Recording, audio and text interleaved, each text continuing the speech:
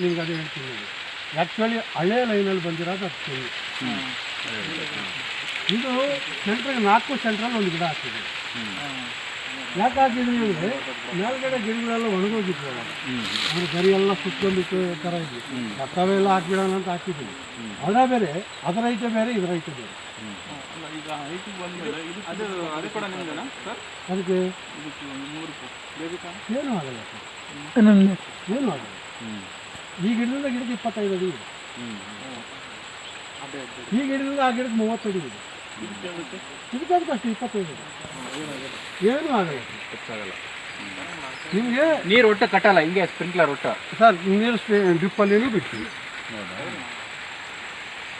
ಈಗ ಇದೆಲ್ಲ ನರ್ಸರಿ ಹಾಕ್ತೀವಿ ಸರ್.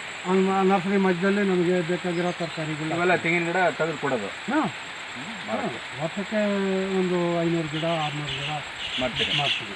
ಹೌದಾ? ನಿಮ್ಮ ಕಾಯಿನೇ ಹಾಕ್ತೀರಿ? ನಮ್ಮ ಕಾಯಿನೇ ಹಾಕ್ತೀವಿ. ಅಲ್ಲೆಲ್ಲ ಹಾಕ್ಬೇಕಾದ್ರೆ ಟ್ರೆಂಚ್ ಹೊಡೆದು ಹಾಕ್ತೀರಾ? ಏನಿಲ್ಲ ಸರ್, ಗುಂಡಿ ತೋರಿಸಿ ಕಾಯಿ ಇಡ್ತೀವಿ. ತೆಗಿಬೇಕಾದ್ರೆ ಅದೇ ಗುಂಡಿ ತೊಡೋದು ಎತ್ತೋದು, ಬಿಡ್ಲಿ ಹಾಕೋದು ಎತ್ತೋದು. ಮೊನ್ನೆ ಒಂದು ಡಾಕ್ಟ್ರು ಉಸುಗಲ್ಲಿ ಹಾಕಿದ್ರೆ ಚೆನ್ನಾಗ? ಉಸುಗು ಏನೂ ಹಾಕಲ್ಲ ಸರ್. ಭೂಮಿ ಏನಿದೆ ಅದೇ. ಇವೆಲ್ಲ ಸೊಪ್ಪುಗಳು ಹಾಕಿ ಪರವಾಗಿಲ್ಲಮ್ಮ. ಇದೆಲ್ಲ ಸೊಪ್ಪು ಹಾಕಂತೀವಿ. ಸೊಪ್ಪು ಇದು ರಾಜಗಿರಿ ಅಲ್ಲ ಸರ್, ಅದು ನಾವು ದಂಟಿನ ಸೊಪ್ಪಿನಲ್ಲಿ ಏನೋ ಇನ್ನೊಂದು ಸಲ ಬರ್ತದೆ. ಕಾಮನ್ ಬೆಲೆ ಹೆಂಗೆ ಮಾಡೋದು?